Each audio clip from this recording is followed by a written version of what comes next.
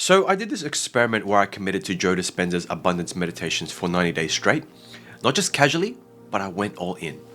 Same time, every single day, I even journaled my experience, the whole thing.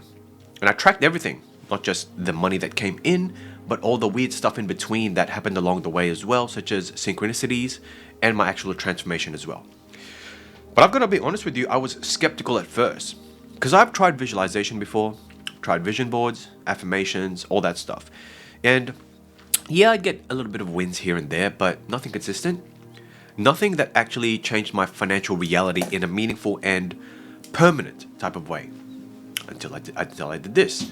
So the main reason I did this was the relationship with money I was carrying was just exhausting. I was always worrying about money, always feeling like there wasn't enough, always making decisions from a place of lack, scarcity, struggling to make money. And I was sick of it. So I decided to go all in on myself, not half-assed, but or when I feel like it, but a full day, 90-day commitment to see what actually would happen. And I gotta tell you, the first 30 days were rough. My ego was screaming at me, saying, this is stupid, this is a waste of time, you should go out and do some work.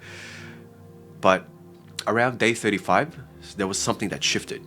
And I noticed little synchronicities, the breadcrumbs from the universe telling me to keep going.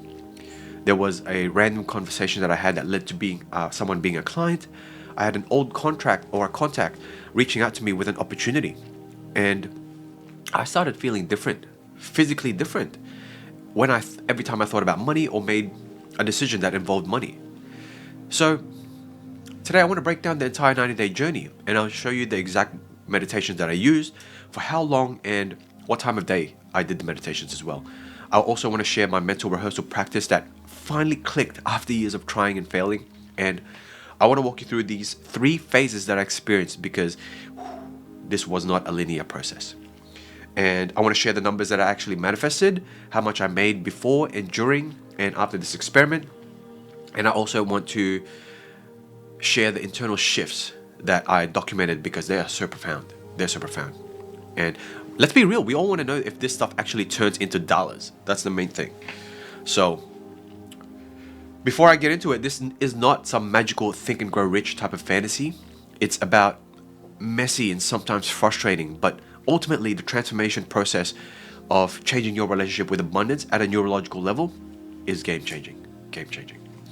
So let's break down exactly what I did. It was every morning, 5 a.m., sit in the same spot in my meditation chair. And the first meditation that I used, it's not an abundance one, but stay with me, was Blessing of the Energy Centers. It was only for the first 14 days, which is about 45 minutes long. Now you might be wondering, why the heck am I doing that? Well, the Blessing Botech is designed to open your energy centers and create coherence between your heart and brain, which is essential before I can even think about manifesting anything. So there I would go, set my alarm at 4:45 a.m., splash some cold water in my face, go to the toilet, drink a glass of water, and then sit in my meditation chair. No phone, no checking emails, nothing. Just straight into meditation. And let me tell you, the first few days were rough. My ass was hurting from sitting. My mind was already racing to go to my to-do list. And I kept peeking. Well, my voice kept saying, is it over yet? Is it over yet? The whole meditation. And it's like going to the gym. It feels like it was going to the gym for the first time and trying to bench press 200 kilos. Like, my body's like, what the hell are you doing to me? But by the first week in, I started experiencing what I would say is withdrawal symptoms, and my body was literally fighting me. I would get random throbbings in my head during meditation. I'd feel so irritable, like just get up for no reason. And one day I woke up at 3 a.m. and I had like anxiety. I was like, my mind was like, this is stupid. Like during meditation, like you're wasting your time. You should be working on your business. And you're falling behind right now. Everyone else is hustling while you're sitting here with your eyes closed, pretending to be like Deepak Chopra. Whoa. The old self would literally do anything to bring you back down to your old patterns. And so the old version of me was addicted to stress and struggle, and it was fighting for its survival. That's why it was fighting. And that makes perfect sense from a neuroscience perspective, because those neural pathways, they don't want to die, right? They've been running the show for decades in my case. However, I remember there was a day on day 12, I almost quit meditation altogether. I had a client cancel on me, my computer crashed and deleted what I was working on, into an argument with my partner in the same day. And my ego was like, see, this meditation is just making your life worse. It's bullshit. It's bullshit. Then I remembered something that Dr. Joe actually said about the work. And he said that when things seem to be falling apart, well, that's often a sign that your manifestation is actually working. The old reality is breaking down to make room for the new one. So that's what was happening, I assumed. But around 2 weeks in, day 14, I had a random thought, a new thought that came to me during meditation. And it said, focus on the state of being. And I was like, what? Focus less on manifesting money and more creating the emotional signature of abundance. And I was like, what the?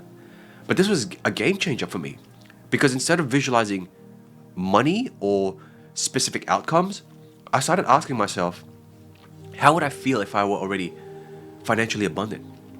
What would my body feel like? How would I breathe? How would I walk? How would I carry myself? And so for me, that abundance felt like an expansion in my chest, relaxed in my shoulders, a smile, deep, slow breathing, a feeling of just ease and flow, that, like, knowing that I have more than I need, right? And so I would cultivate that feeling first by before attaching any intentions into it, because that's one of the things that I was getting wrong about manifestation. I was trying to think my way into a new reality instead of feeling my way into a new reality.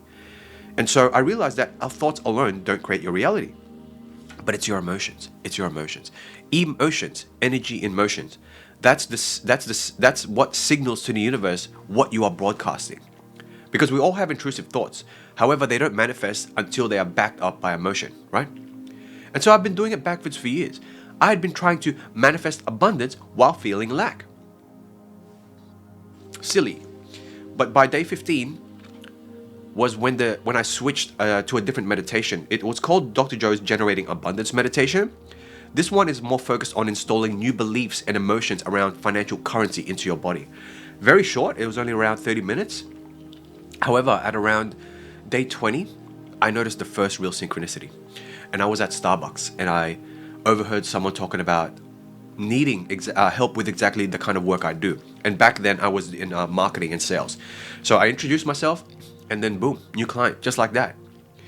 Now, the old me would have called this a coincidence, but when these coincidences start happening daily, you have to question yourself that something else might be going on. And this is where it started to snowball and create momentum, because day 29, there was an old colleague of mine that reached out about a possible collaboration opportunity. And at around day 32, I found $400 in my pocket. But technically that money was mine, but the timing was wild. Day 35, an old client from over a year ago suddenly wanted to restart our work together as well. But as you can see, that these weren't massive opportunities, but they were breadcrumbs, like little signs that, hey, keep doing, like something was finally shifting in my field. But here's what's interesting. I wasn't chasing any of these opportunities. They were coming to me. I was mentally rehearsing something else. But it's like I had switched from pushing a boulder uphill to actually just dragging it or rolling it down. And so around day 40, I discovered something that dramatically amplified my results. So this is a long process, it's a marathon for me. Now listen carefully, because before meditation, I started doing coherent breathing for 10 minutes before I would meditate. 4 seconds in, hold for 2, 4 seconds out. As simple as that. Now this gets your brain and heart into coherence, a state where they are beating in harmony. They are one. They love each other. But from this coherent state, our manifestations become so much more powerful. So much more powerful. It is like the difference between trying to make a phone call with 1 bar versus a full bar of service. You know what I mean? Same phone number you're dialing, but completely different result. So I noticed that on days when I skipped that coherent breathing, my pre-meditation ritual, My meditation felt scattered, less effective, but when I took my time to honor myself and took those 10 minutes to get into coherence first, meditation was so much deeper. And the synchronicities for that day, stronger. I had a better day. It was more like I was ease and more flowy with the universe as well.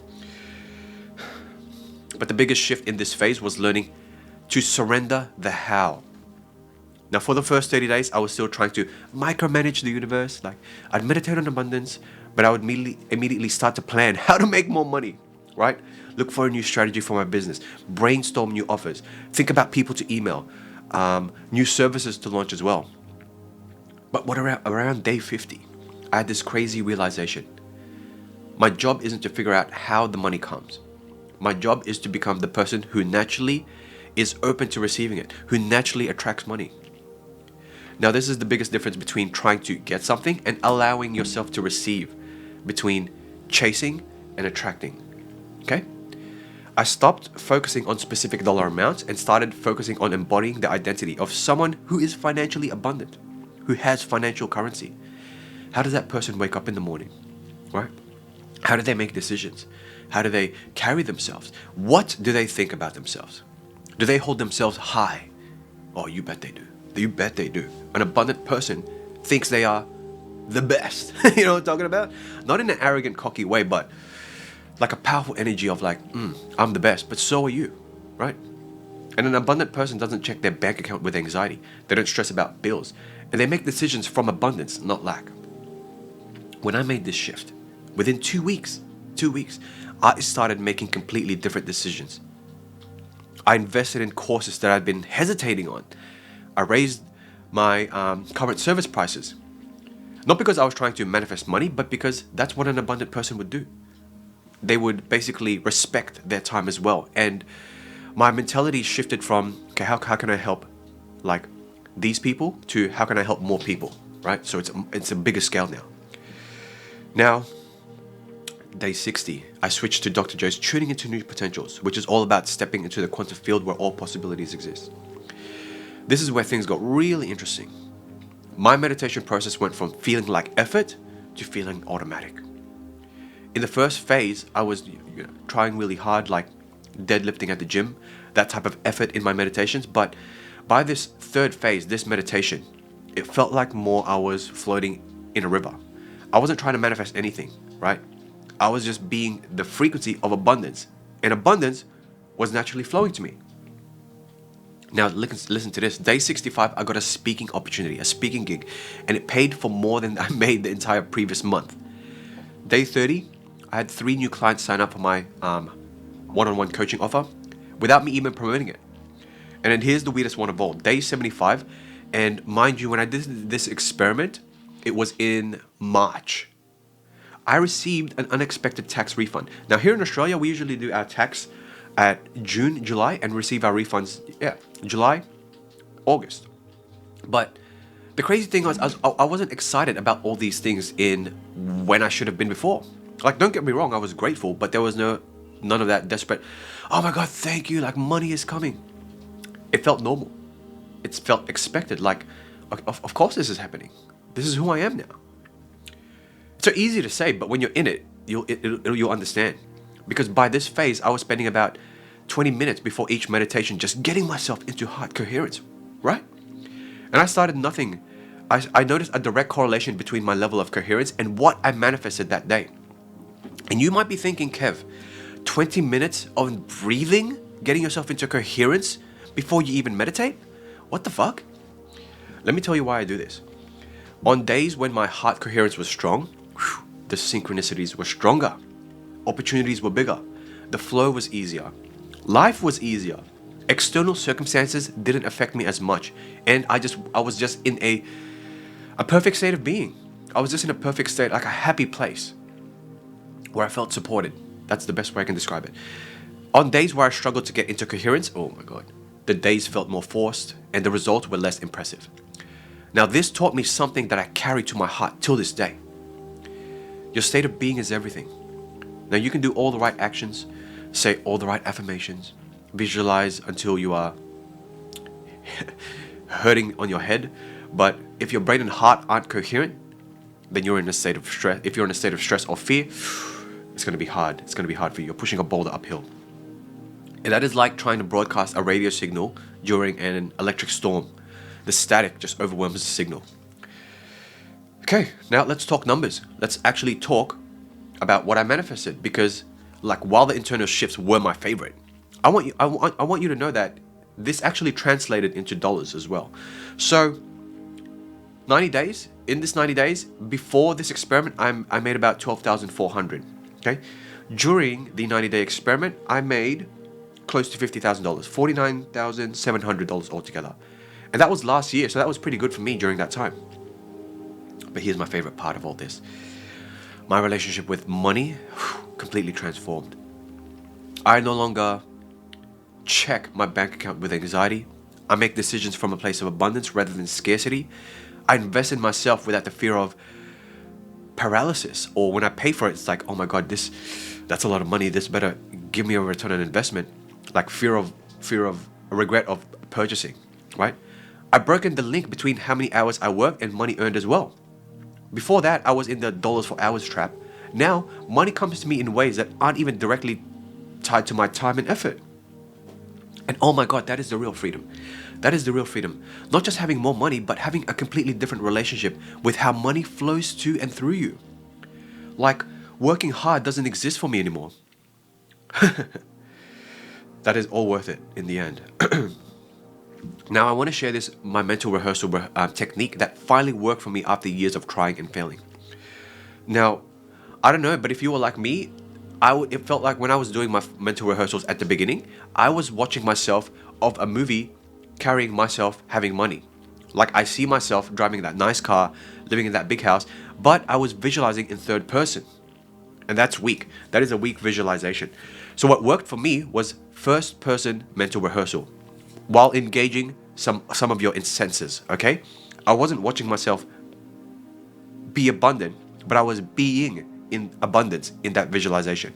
So I would feel the weight of my body as an abundant person.